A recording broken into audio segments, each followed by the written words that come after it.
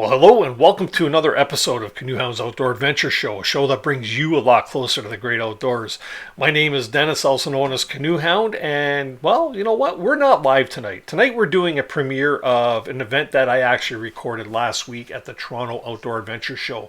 Yes, last Saturday, April the 30th at 12 o'clock. I was fortunate enough to have on stage with me two Canadian paddling icons for a quick little interview. We will talk about them in a brief moment, but first I just want to thank everybody that actually showed up to the show and sat out there in the audience and watched this milestone event for CANOEHOUND'S Outdoor Adventure Show. Yes, like I said, it's the first time that I had ever presented in front of a live audience, and it was a little nerve-wracking, but you know what, after the first minute or two, things just settled down and it was a lot of fun. Also, thank you very much to all the people who turned up and introduced themselves. So many of my viewers were at the show and took the time to come over and introduce yourself and put a face to the name that I get to see in the chat over there. So it was so great to meet so many of you and carry a conversation with you and get to find out what you're doing this year in the summer for all your trips and stuff like that. So thank you very much for that. Anyways, about the presentation.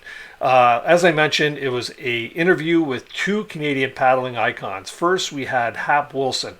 Hap Wilson, as you know, is an author, he is an artist, and he is a canoe activist, somebody who is speaking up for the paddling community and trying to save the old growth forests of Ontario, amongst many, many other things. But most notably so, this gentleman has done it all. Over 60,000 kilometers of paddling experience. Many books to document that, and I can honestly say that one of his books, the Temagami Canoe Routes book, was a Bible of mine of sorts in my early days of paddling. So many of the canoe routes in there I've actually paddled, and thanks to Hap, he has encouraged so many people to get out there, paddle, and enjoy the backcountry.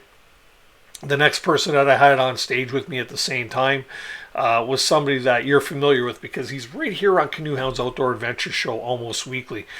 He brings a whimsical flair to the show. Everybody enjoys him. He gets everybody laughing. And you know what? He too is an author of multiple books, canoe route books, winter camping guides, things of that sort. He's a writer for Explore magazine. He's on CBC. He's a keynote speaker. He just does so much for the paddling community, so much that just probably a lot of the times goes overlooked, and it shouldn't. Many of you know him as the Happy Camper. Some people call him Uncle Kevin. I like to call him Kevin. Our good friend Kevin Callan. Thank you very much, Kevin, for participating in this event as well. Anyways, without further ado, let's get into this because it was such a fun interview for me. There's a few laughs to be shared. You're going to get to learn a little bit about these guys, and yeah, we'll see you at the end of the presentation.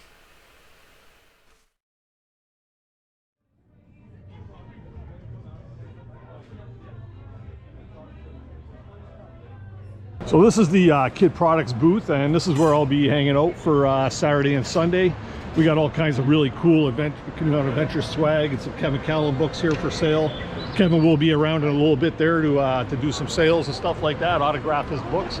And yeah, man, we're just getting geared up for our presentation over here on the paddling and adventure stage, which you can see over my shoulder. Should be fun. Yeah, gonna be a good time, I think. Well, he's gonna do the same thing. Here we go. Well, a little different, right? Oh my God. So here we are with the two guests of honor. We got Hap Wilson, Kevin Callan, the Happy Camper, and most importantly, the lovely bride over here. How you doing, Andrea? By all means, you're gonna enjoy our little talk that we're gonna have on stage here in a while. And then, you know what, if you are here at the show, make sure you do stop by and check out Cabin Falls. Check out their display for what they actually have to offer. Cabin Falls Echo Lodge. Great little destination on the Temagami River. So, yeah. It's good medicine. It is. It gets me through. Wow. How often do you get two icons on one? Oh my God, I can call it. Wait a minute. We have three icons here and 4 icons. There you go. There we go. Here we are with Hap Wilson, and just getting ready to go up and do our presentation. Callan's over there talking to somebody else who just gave him a nice bottle of scotch. So you know, you got to advertise you drink scotch a little more often. I'm only giving away books, not scotch. So if you're here at the show, maybe one of you in the crowd over there, if you're watching the video, will be fortunate enough to win. Show us the books. Got Dance of the Dead Men and Out of Abaddon. So there you go. Great reads, great reads. Okay, thanks, Dennis. Yeah, man. Cabin Falls Echo Lodge. Go out there and spend a weekend. Right? For a week. For a week. And on the Adventures in Paddling stage, we have an interview with the Canadian paddling legend with canoe hound Dennis Rogers. And also... Well, good afternoon, everybody, and welcome to the Toronto Outdoor Adventure Show and the Paddling and Adventure stage. My name is Dennis, also known as Canoe Hound. I'm the host of a weekly live stream on YouTube called Canoe Hound's Outdoor Adventure Show. You're going to hear the word canoe hound a lot. I don't know why, but just the way it is, right? Yeah, so basically we're every Tuesday evening at 7 p.m. And essentially, oh, my cameraman's coming. There he is. Very good. Yeah, so you know what? Tonight, I really thought that I would do a quick little interview, and I should be recording some of this. Wait for the camera, everybody. I thought I would bring you guys a little tidbit of what we offer on the show on Canoe Hound's Outdoor Adventure Show. Essentially, the show is basically a little bit of time on a Tuesday evening that's going to bring you a lot closer to the great outdoors. And what we do is we interview YouTube personalities, outdoor personalities. We cover topics of safety and all different aspects of outdoor recreation, canoeing, paddling, hiking, backpacking, whatever it might be. So I see a lot of familiar faces here in the crowd. Thanks very much for coming out. This is my first time live in front of a live audience, you know, not on YouTube. So this is actually a really cool thing for me, and I thank you for coming out here and spending a bit of time. So without further ado, let's get right into this. I'm gonna pull out my notes like you guys don't see on the show because my memory's not as good as it always is. Tonight I thought I would bring you a couple of canoeing paddling icons that in my early days of paddling, I really cut my teeth on their knowledge and what they offer and bring to this whole community. So the first guy really introduced me to Temagami. The Temagami region is a magical area, and you know, his Temagami guide route is actually, or his guidebook is actually one of my Bibles. Yeah, I've probably done like 90% of the canoe routes that he has documented in there. And yeah, just, if you haven't got a copy, pick up the new edition of it. He's selling it over at his display. We'll cover that in a bit. Let's see here. So yeah, our first guest, he is a Canadian naturalist, canoe tripper, author, illustrator, and photographer. He's also the co-owner of Cabin Falls Echo Lodge. And let's see here, he's published numerous Canadian canoe route guides and books about wilderness life, and he's a huge activist, helping, obviously, to help save large stands of old-growth forest, which is very important to all of us. Please welcome Hap Wilson. How you doing, Hap? The microphone, I think we just got to turn that on for you. Yeah, you're like me. Somebody in the back row can hold it out there. Testing. There we go. Hap Wilson, everybody. Let's see. Our next guest is somebody that, if you watch the show, you're very familiar with him because he's on my show like almost every week. Sometimes I call him my Ed McMahon. You know, I'm like, not implying I'm Johnny Carson by all means, but I call him my Ed McMahon. And he's on the show so often that here, let's see here. He warrants his own introduction. So let's see if we get this to work. And Hi, I'm Kevin Callan, the Happy Camper. Yes, I'm Apostle number 14. Well, if you visited me instead, you would have been fine. Yeah, but one sexy beast, I'm telling you. No, I told you we can't serve with that. Did you really? I will hold in my urine for you, Dennis. You have to remind Kevin that this is a family show. What about the chipmunks? Awesome! all right, yeah, you know what? Kevin Callan, everybody. Just want to say, if you all want a piece of Kevin Callan, you got to get him today because he's only here today. You're not here tomorrow, right, Kevin? A piece of me? A piece of you. This is my life has become like a piece of me. Right, you get a big chunk, that's what you get. Ladies. Alrighty. You know what? For those of you that are familiar with Kevin, this guy has put out a ton of guidebooks and how-to books. If you're not familiar with him, you really do need to get yourself familiar with what he offers. Great YouTube channel that's really growing as well. And he's the ever popular Instagram and Facebook posts that you do that seem to be really taking off, so that's a good thing too. I have no life. That's why I'm on Dennis's show every Tuesday. He calls me, goes, I got nothing, help me out. It's true. It's true. Alrighty, so you know what? We're going to get right into it. We're going to see if we can put some questions out here so that you can learn a little bit more about Hap and Kevin, and you know what they offer, and maybe get a little bit of a background on them. And this is the type of thing that we actually do on the show in interviewing personalities, is we actually get them on here so you can actually get to know a bit more about them without getting personal. We don't like getting personal. Even though there was a great post on Instagram today of Hap. Well, too late now. I've already started. Carrying a canoe over his head, butt naked. Check out his Instagram account there. It's Kevin. Okay. First, you know what? This is really a privilege for me to have two Canadian paddling icons on stage at the same time. It's not too often you get to see these two gentlemen together, unless we're at a show like this. But you know what? Or on Canoe Hounds Outdoor Adventure Show, because you've both been on the show at the same time. Yeah. We're going to start with Kevin here. Kevin, you ever had the opportunity to paddle with this guy? It's a good question. We just talked about that. No. Not at all. And we're good friends. Like, I think we are. I don't know. It seems to be. Like, you talk to me at the shows. Where'd you get that idea?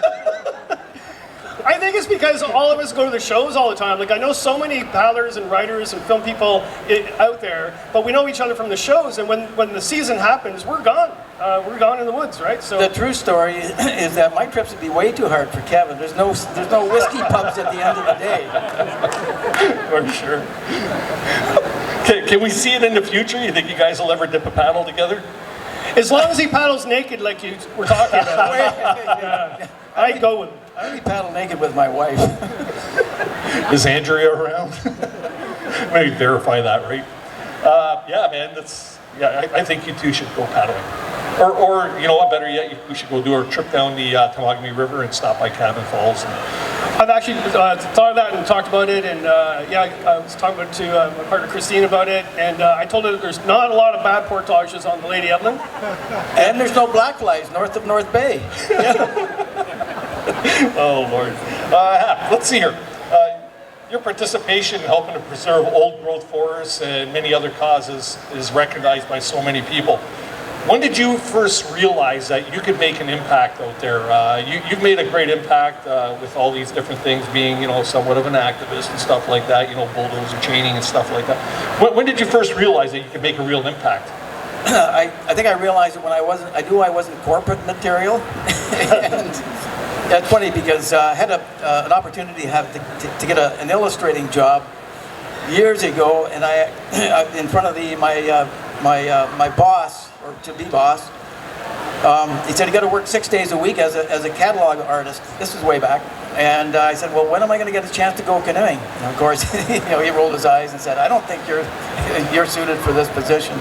So canoeing, I've been canoeing all my life, and I just felt obligated. I think it's part of our obligation to protect our wild places. And Canada has one of the last, I'd say, appreciable amounts of wilderness left, and we're losing it at a rapacious rate. So, and I've seen that years ago. In 1972, I got involved with the Maple Mountain issue when the Ontario government wanted to build an international ski hill on a religious site that was still used by the First Nations in Temagami, and Chibajing is a sacred place, and they had no right to desecrate that. So I felt obligated. The wilderness did so much for me. I just wanted to give something back. Yeah, and that's a good thing, and you have done that. Thank you for everything that you do there. It's a labor of love, isn't it? Well, it is. It's just not a labor. I don't look at it as a labor. It's almost my right to be able to offer and educate people as to what's happening out there. A lot of people don't get the opportunity to get out, to explore like we do, like Kevin and I do, and we don't want to become apocalypticists, but there's a lot going out there that people don't see, and then we need to bring that to light, especially in the light of the current government, where conservation and environment groups have been shackled. So we need that freedom. We need more parks, and we need people to get out and share that voice of authority. We need to protect more places. Agreed? Yeah, for sure. Kevin, right along the same lines, you and I have talked many times, whether it's on the show or in the green room or when we've had other YouTubers on the show, and we've talked of this use it or lose it mentality when it comes to canoe routes, you know, these lost canoe routes. What can you tell us about that? Yeah, my nickname in Peterborough is the wilderness pornographer. Yeah, it is. I've had people come up to me and actually get very, not like you've had a lot more than this I have, but basically they curse me for writing about their favorite secret place. I was like, a provincial park isn't your secret place. All right, so I think the better one is to tell us a quick story about this. When they expanded Killarney Park, because it really wasn't that big to be a wilderness park, even though it was classed as a wilderness park, they went to expand it. So I volunteered for 2 years to find all the old routes up there so they can reopen it. And I knew there was one portage from the one main lake on Bear Lake to Panage Lake, but I phoned the local outfitter. He was a flying outfitter on that lake. And he said, if you come to my lake, I will shoot you. So, actually, we should tell the... No, I got a better Hap Wilson story in a minute. So I ended up that I went there anyway, because I'm thinking, well, the portage must be there. When I arrived, he came out in his motorboat and started harassing me. So I didn't know what to do, so I stood up and I mooned him. I said, that's what I think of you, sir. And then you taught me that, huh? So he got upset and I went away. And I wrote a story about that, and I went off on a long canoe trip after that. When I came back, the superintendent of Killarney was very upset with me. He said, what have you done, Kevin? I said, what do you mean? Well, a whole bunch of people have read that. So canoes and kayakers for over 2 weeks have paddled around that guy's island, mooning him constantly. Wow. Wow. Wow. Well, yeah, on that point, I'd just like to mention too that we you know, the use it or lose it scenario is very strong. But when we look at, and we tend to love things to death, literally, and that's the reason why we need more parks. We need better management of parks, and you can be certain that industry knows the exact value, some value of the trees and the mineral resources. And if we don't get people out there enjoying, you know, adventure tourism, cultural tourism and adventure tourism, we don't get out there and enjoy these places and try to protect these places, you can be sure that industry is going to have their carte blanche to do what they want. So that's use it or lose it. Use it or lose it. Well, so really quick, all these people here, okay, many of them probably canoe these routes that are not well traveled. What can they do to better a canoe route? Trail maintenance, things of that sort. Proper advice. I think it's to promote sort of canoe etiquette, camping etiquette, because what's happening now is we're lacking that. Not because people are evil. There are some evil people. I've seen them out there. They just are selfish and they leave garbage because they think it's a cool thing to do. But that's a very small percentage. The rest of them just don't know. They don't know when you're on a portage that the person with a canoe gets the right of way, right? They don't know that you're supposed to put your fire out before you leave. That's really, they just don't know. So I think we've seen that through the years, right, Hap? Yeah, and I think, you know, it's a real dichotomy in ideology with outdoor tripping. We've got, you know, we're in the era of the YouTubers and we call it adventure narcissism and bushcrafters. And I've seen in many places where bushcrafters come into common campsites, cutting trees, building shelters, moving fire pits around in unsafe places. So, you know, we have to be cognizant of the damages that we do, maybe unbeknownst, like Kevin mentions. We need to get that education out there and working with new outdoor people. And this whole thing has been going on for a long time. It's not new. Like Sigurd Olsen talked about it, Eric Morris talked about it, Kirk Whipper talked about it, Bill Mason talked about it. So those are all legends, big time, right? And they've always talked about it. It's just that there's more people now and less wilderness. Yeah. You know, I make everybody roll their eyes. You know, I usually say this for my wife, but let me tell you that back in the day, when you know, we used to go down to Hercules on Yonge Street and you know, pay $3 to buy a good pair of outdoor pants. You know, tents were all green, everything blended with nature, and we didn't have the gear, we didn't have the techno gear. You got into trouble out in the bush, you had to figure things out. I've seen so many people get into trouble relying on GPS, a 2-inch screen, and they forget how to look at three-dimensional reality when they're out there, and then they get into trouble. Am I off topic now? You've never gone off topic in your life, Hap. Time limit. The one thing I do like about Hap is that he speaks his mind, and he always has. And a great time I was on the Montreal River working on a guidebook, and I saw these poachers. They were taking gallbladders out of bears and going to sell them, right? And I happened to be portaging past them. It wasn't a good time. And so he looks at me, he goes, "What are you doing here?" I said, "Well, I'm working on a guidebook." He goes, "You're not a Hap, are you?" There's a deeper story there. I don't know if anybody remembers Temagami. That's where Bob Ray got arrested on the blockade that we planned and organized back in 1989. And it became an international issue. You know, we organized blockades, and we had you know, a lot of environmental activity going on at that time. Temagami, if you had a canoe on your roof and you went up to any of the small communities, you were not served gas. You would have your tires flattened at access points. There was a lot going on, and if you were on the forefront of the environment movement back there, it was like the Wild West. So Kevin, you know, he came to my territory and he paid the price. Paid the price. Just I want to move on, guys. We can get all political, but let's have more fun. More fun? No, you know what? These guys, what they speak of, got the itinerary, man. Okay, so What's he even drinking? Oh, speaking of we that, want to talk about your books, right? Oh, yeah. Well, just before we get to that, I was given this whiskey by someone when I got here today, this little tiny whiskey like this, yeah? And here you go, Hap. Here you go. I won't touch good whiskey out of a plastic bottle.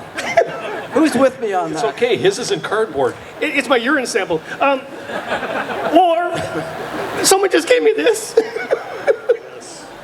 It's tough being us, you know. It's tough. Sorry.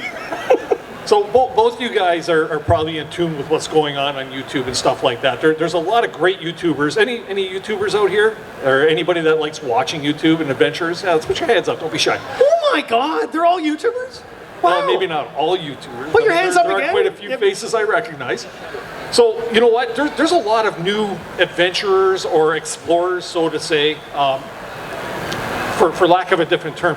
These guys that are putting out these adventures, I'm just going to throw a few names out there because I really enjoy their material. You know, you got the Baird brothers doing this Manitoba expedition, you know, the Northern Scavenger, Adam Schultz. What are your thoughts on these new guys that are out there, maybe not exploring new lands, or maybe they are exploring new lands? What are your thoughts on what they're doing and how they're presenting it across to people like ourselves? I think Hap's going to answer this one. I mentioned there's a real dichotomy in the ideology, and you know, it's great that people are getting out there. I've been an explorer for a long time, and the whole idea of exploration has transmogrified into something different. I belong to the Royal Canadian Geographical Society and the Explorers Club, and I've met a lot of the old-time trippers and geographers who are educators.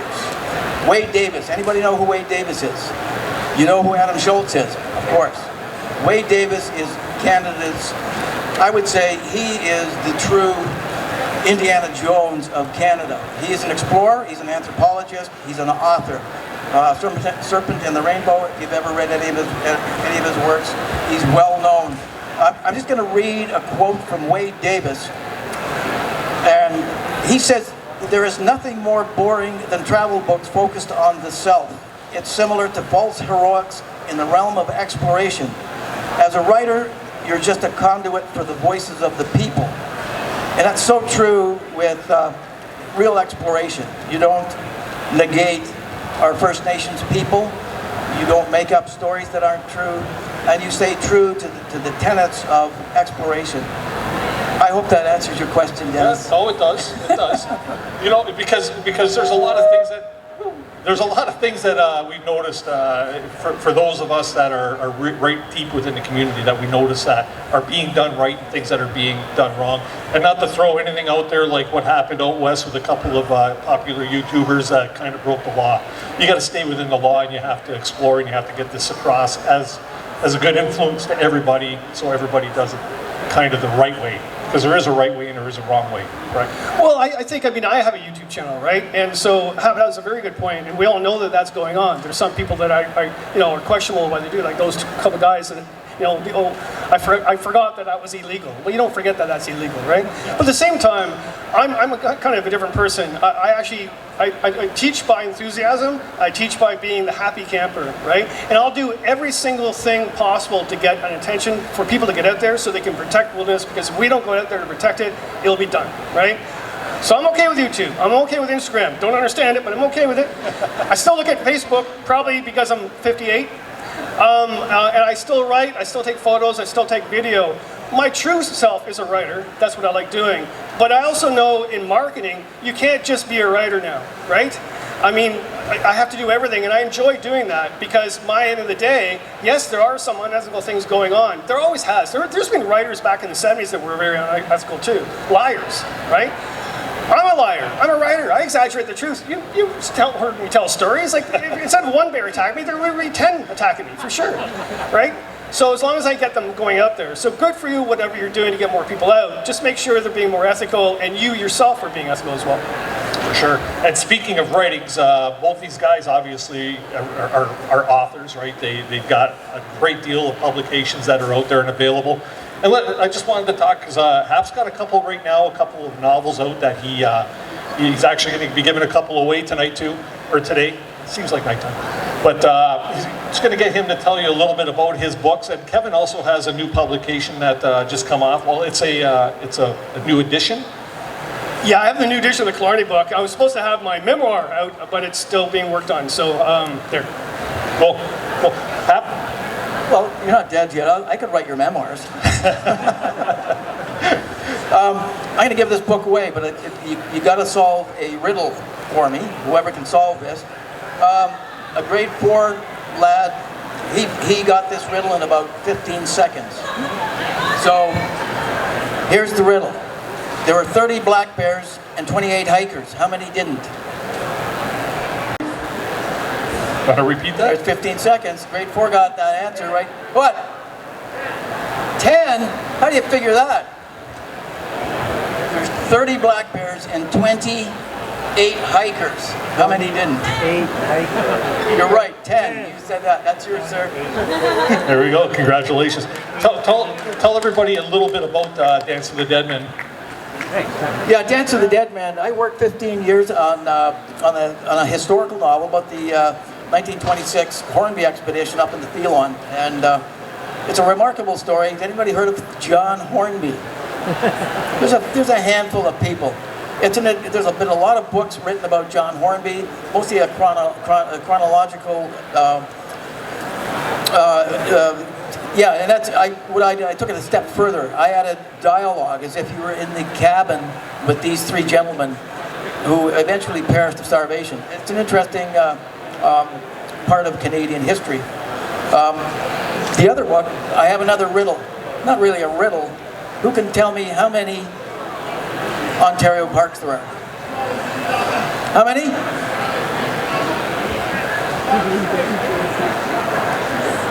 No. How many Ontario parks are there? How many Ontario parks are there? 312. Closest answer. Google it! Google it! No! Put your phones away. I see them coming out. No, Okay, no she's way. going to guess. How many? 276. No. I googled it earlier. 216, she's going to. There's only one. It's called Algonquin. Yeah, 216 at the back? Nope. How many? No. Higher.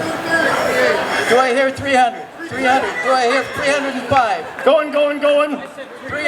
I got 305. Who's got 310? 310. All right. First one to put their hand up at 340. This young lad right here. Young fella over here. You want to go give it to him, Matt? There you go. Right. The future of tomorrow. Look at him. Watch him paddle away. Don't read that book. It's for your parents. Sir, have you portaged yet? No? He's not a man. He's actually wanting to do the Aubrey Lake, Winnebagon, Rocky Island Lake loop. Really? Which is a fantastic Yeah, loop yeah. if the water's high enough, right? Have you been bitten by a black fly yet? You're good to go. You're good to go. Okay, this is for Hap here. Hap, you've covered a lot of territory in your years of paddling. Obviously, I've heard over 60,000 kilometers of paddling, which is like... Yeah, I just made that figure up. Okay, he made it up, so he's like 24 kilometers. Well, interestingly, I actually keep, since I was about 16, when I really started expedition paddling, I've kept a journal of all my trips. I sat down one day and I thought, I'm going to add this all up. And surprisingly, that figure came up. I was doing 8 to 10 trips a year. The mapping expeditions that I've done for the guidebooks, sometimes they've all taken more than 3 years to do with a lot of paddling. And that came up to just over 60,000 kilometers. Not that that's an important figure. That's not what I aim for. That's just an oddity to me. And I look at that figure and I think, wow, that's why I've got 2 replaced knees and a hernia and no cartilage left in my Only one my hernia? feet. Well, I'm working on another one.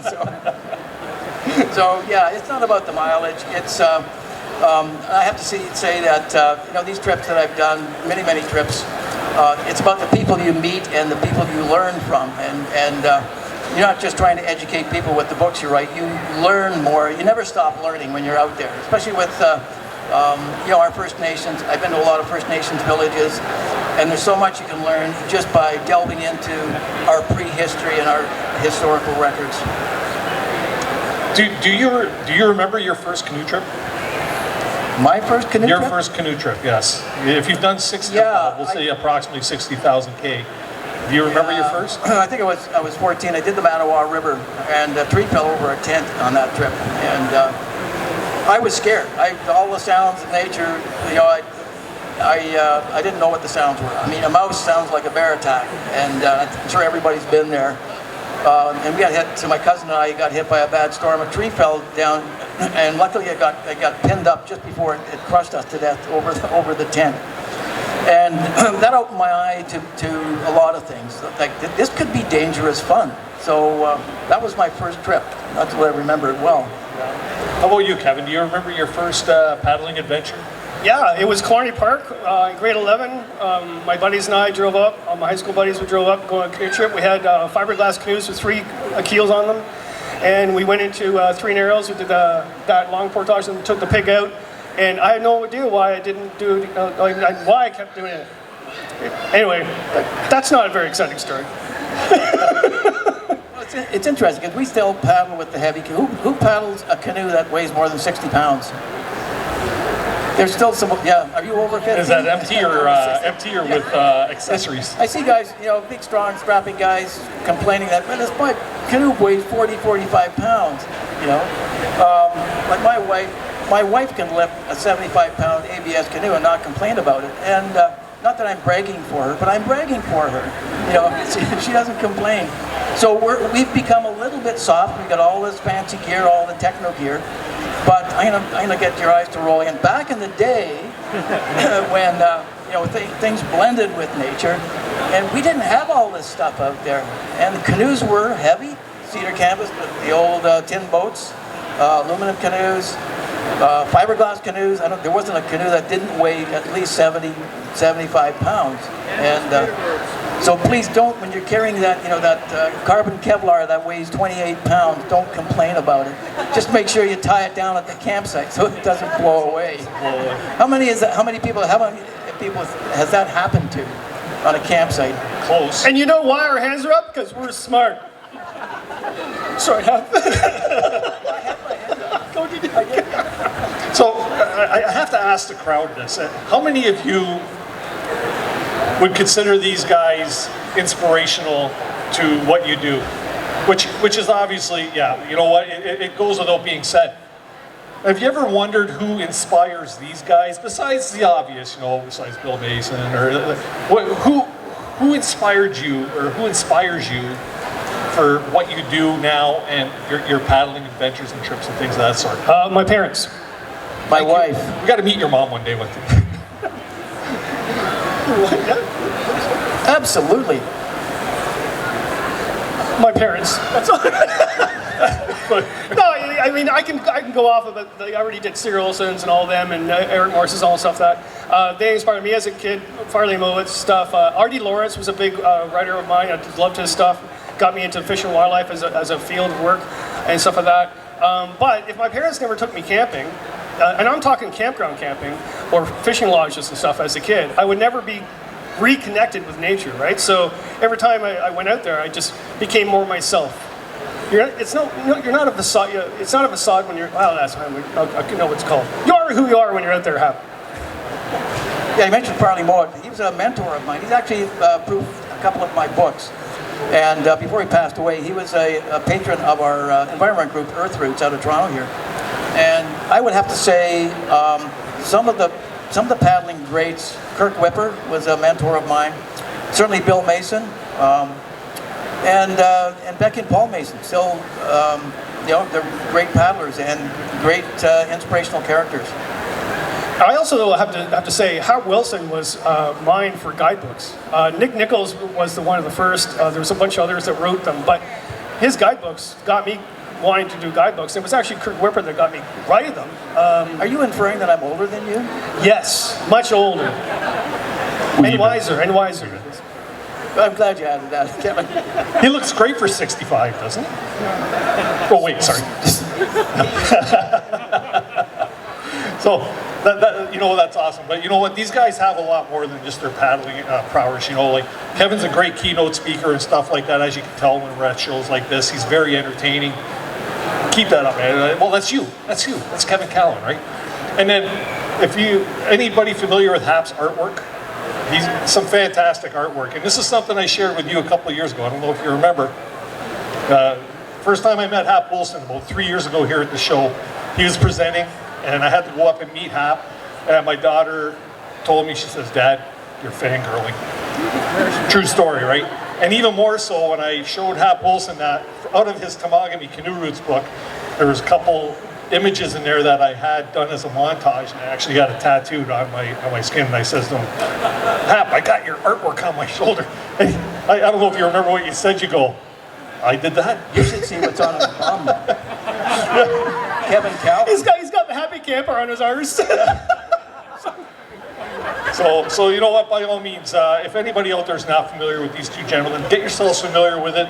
Such a valuable resource for us that are paddling and out there in the community. Gents, I got a couple things I have to give away and stuff like that, but I want to thank both of you, obviously, for one, agreeing to do this. You know what, these guys are quite literally my paddling icons. Like these guys, thanks. Thanks. That check's not going to bounce, is it? No. It's $4.99. What can I say? My own canoe partner over here, Jay, could actually attest. You know what? We've done a great number of their canoe routes over time. It's been absolutely awesome, and yeah, you know what? That's great. Thanks once again for the privilege of having you up on stage. Just want to cover a couple things too before the end of the presentation. And for one, this presentation was brought to you by our good friends over at Kid Products. You hear me talk about their twig stoves and reflector ovens all the time. They're located right here over your right shoulder. Thanks, Ingo. And the boys at Kid Products there. Kid actually stands for Keith, Ingo, Denny, and Helge. So those are the guys from Kid Products. And due to their generosity, for those of you that have received one of those little ticket thingies, okay, you can crack them open now. They're like a Nevada-style ticket. And if you have 3 in a row of the same thing, 3 diamonds, 3 squares, whatever, come over and see us, and the first 25 people that get over there with that will actually get a prize, a Kid Products prize. I think Fire Strikers we're doing, and yeah, so like Fire Strikers, and I got a couple other goodies over there to give away as well. So make sure you stop by the Kid Products booth. Have a great time here at the show. Get your adventures set up. Get out there and paddle. And you know what? What do I always say at the end of my show? Anybody know? Keep the adventures alive. Kevin, thanks again, guys.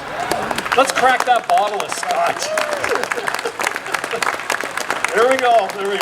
In true Kevin Callan fashion.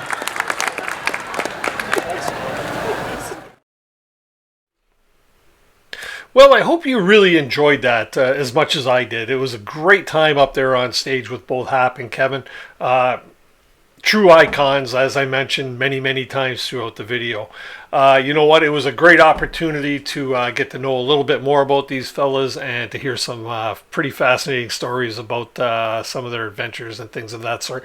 But you know what? I just really need to thank everybody for tuning in. Sorry you couldn't be at the show if you weren't able to go, but at least you have the opportunity to see this this presentation.